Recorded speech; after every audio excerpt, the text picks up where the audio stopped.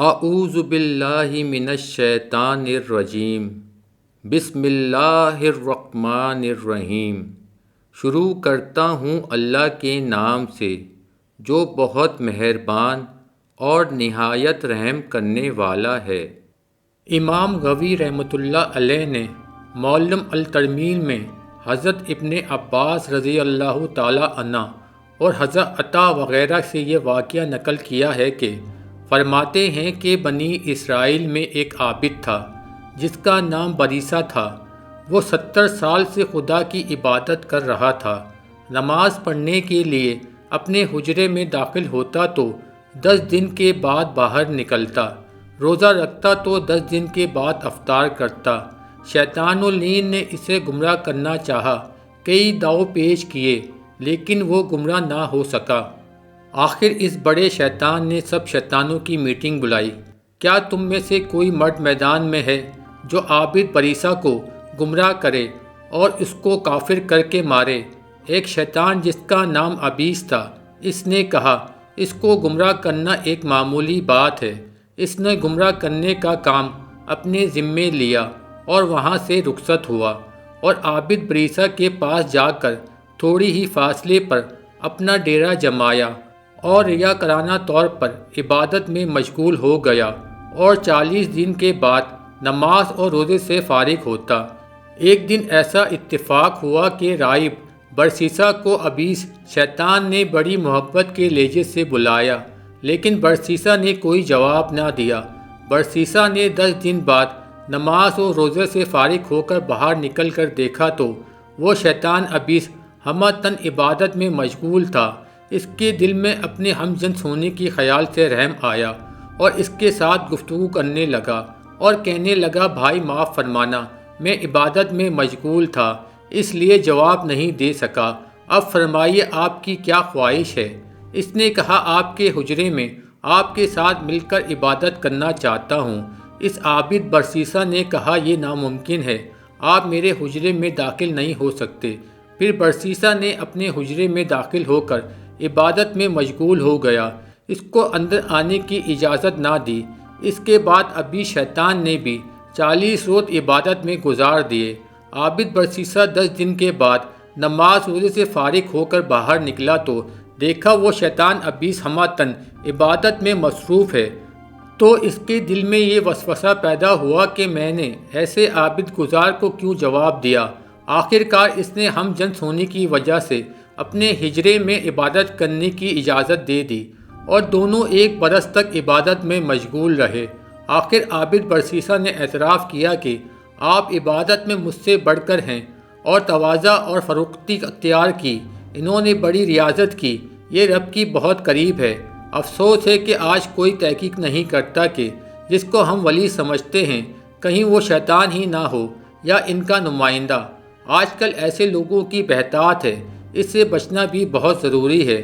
جس طرح جہلا آج کل جاہل پیروں کا بڑا رتبہ دیتے ہیں کہ یہ بڑے پہنچے ہوئے ہیں، خود بھی گمراہ ہوتے ہیں اور لوگوں کو بھی گمراہ کرتے ہیں۔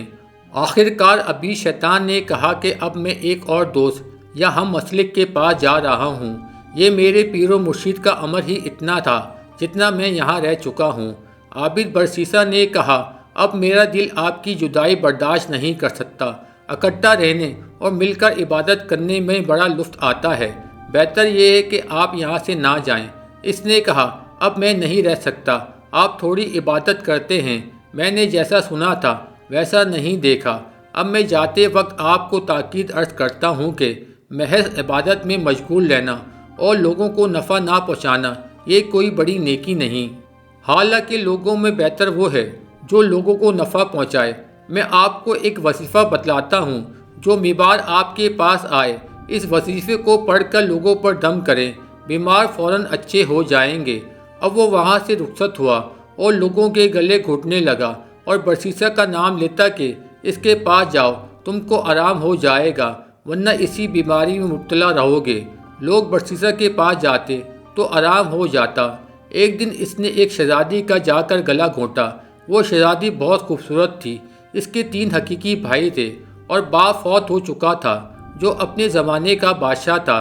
اب حکومت کی بھاگ دوڑ ان کے چچا کے ہاتھ میں تھی۔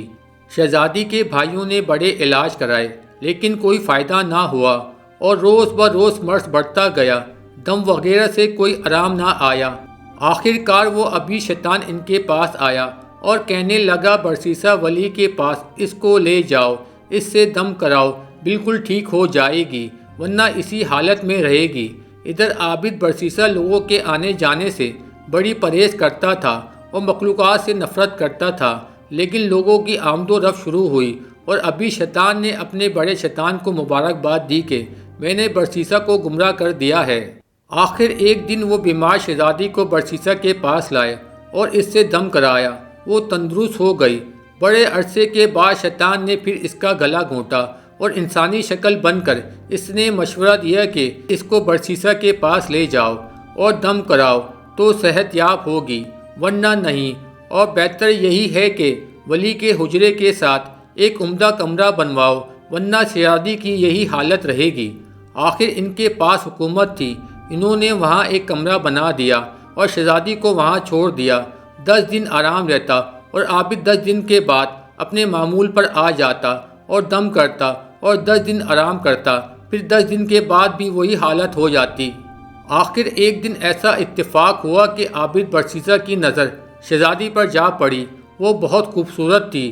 شیطان نے وسوسہ ڈالا کہ کیسی خوبصورت عورت ہے، اس کا مزہ اڑاؤ، پھر توبہ کر لینا، خدا کی مغفرت وسیع ہے۔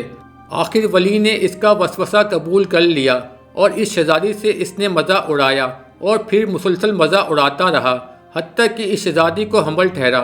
پھر شیطان نے وسوسہ ڈالا کہ اب اس کو قتل کر کے جنگل میں دفن کر دو ورنہ تمہاری تمام شہروں اور دیہاتوں میں یہ خبر پھیل جائے گی کہ برسیسہ ولی نے ایک عورت کو حمل کر دیا ہے، بڑی رسوائی ہوگی۔ اب اس ولی نے شیطان کا وسوسہ قبول کر کے اس کو قتل کر دیا اور کہیں جنگل میں کسی پہاڑی کے دامن میں اس کو دفن کر دیا۔